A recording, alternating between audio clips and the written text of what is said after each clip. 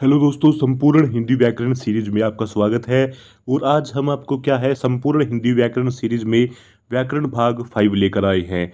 तो हमने क्या है दोस्तों, बेसिक से एडवांस तक की जो हिंदी व्याकरण है उसका संपूर्ण कोर्स चलाया हुआ है। तो आप हमारे कोर्स के साथ बने रहे, आपको क्या है बहुत कुछ सीखने को मिलेगा। तो स्टार्ट करते हैं दोस्तों। हमने क्या है पिछली वीडियो में अर्थ के आधार पर शब्द के भेद पढ़े थे। तो इस वीडियो के अंदर हम क्या है प्रयोग की दृष्टि से शब्द के भेदों को जानेंगे। तो वीडियो को पूरा देखना, वीडियो काफी इंपॉर्टेंट है। शब्दों के सार्थक मेल से वाक्यों की रचना होती है, वाक्यों के मेल से भाषा बनती है। आपको ये सभी को पता है। देखो दोस्तों, सबसे पहले वर्णों का ज्ञान होना चाहिए। वर्णों के ज्ञान होने से हम क्या है, वर्णों से सार्थक शब्द बनाना सीख जाते हैं और शब्दों से फिर हम क्या है वाक्यों का निर्माण कर लेते हैं। वाक्यों में शब्दों का प्रयोग किस रूप में किया जाता है, इस आधार पर हम शब्दों को दो वर्गों में बांटते हैं। यानी कि वाक्यों में शब्दों का प्रयोग किस आधार पर हमें करना है। शब्द तो हम बनाना सीख लेते हैं, लेकिन उनको प्रयोग की दृष्टि से किस प्रकार उनका प्रयोग किया जाएगा, उसको क्या है हम दो भागों में बांटते हैं। तो यहाँ पर दो भाग कौन कौन से हैं दोस्तों, उनके बारे में हम जान लेते हैं। एक तो है विकारी और एक क्या है अविकारी।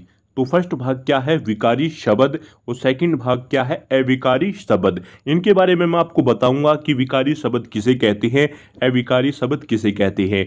देखो दोस्तों, अर्थ के आधार पर दो भेद थे, सार्थक और निरर्थक। और प्रयोग के आधार पर कितने भेद हैं, दो भेद हैं, विकारी और अविकारी। आपने ये हमेशा याद रखना है।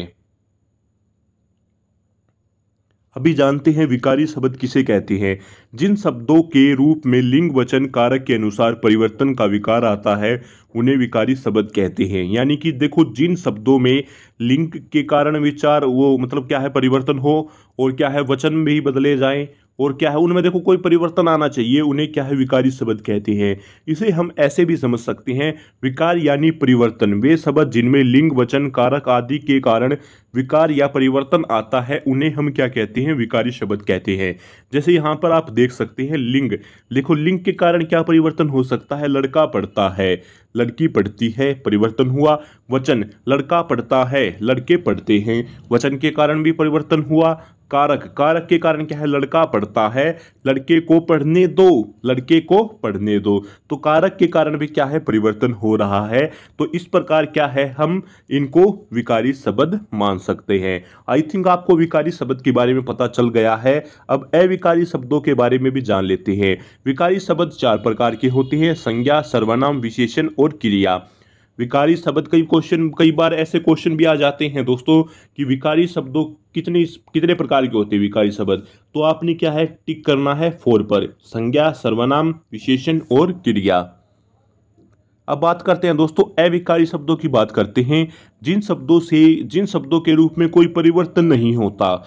जो भी शब्द होते हैं उनमें क्या है कोई परिवर्तन नहीं होगा, ना तो लिंग के आधार पर, ना ही वचन के आधार पर, ना ही क्या है क्रिया के आधार पर, ना ही क्या है विशेषण के आधार पर कोई भी परिवर्तन नहीं होता। उन शब्दों को अविकारी शब्द कहते हैं। दूसरे शब्दों में अ प्लस विकारी, यानी जिनमें परिवर्तन न हो। विकारी में परिवर्तन होता है, अविकारी में परिवर्तन नहीं होता।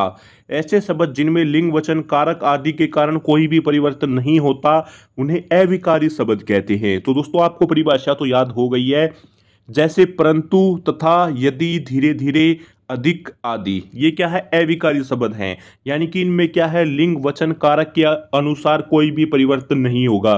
परंतु का स्त्रीलिंग नहीं बन सकता, तथा का स्त्रीलिंग नहीं बन सकता, इनका कोई बहुवचन नहीं बन सकता, वचन भी और कारक का भी क्या है इनमें कोई परिवर्तन नहीं होगा। तो अविकारी शब्द और विकारी शब्द के बीच में आपने क्या है अंतर को समझ लिया है, इनकी इनकी जो परिभाषा है उसको भी जान लिया है। अब अविकारी शब्द कितने प्रकार के होते हैं। अविकारी जो शब्द है वो भी चार प्रकार के होते हैं, विकारी शब्द भी चार प्रकार के होते हैं, अविकारी शब्द भी चार प्रकार के होते हैं। क्रिया, विशेषण, संबंध बोधक, समुच्चय बोधक, विस्मयादि बोधक। तो दोस्तों आपने क्या है सभी के सभी क्या है इस टॉपिक से रिलेटेड जो भी जानकारी है आपको मैंने सभी की सभी दे दी है। प्रयोग के आधार पर क्या है दो भेद होती है, विकारी और अविकारी। विकारी में परिवर्तन होता है, अविकारी में परिवर्तन नहीं होता।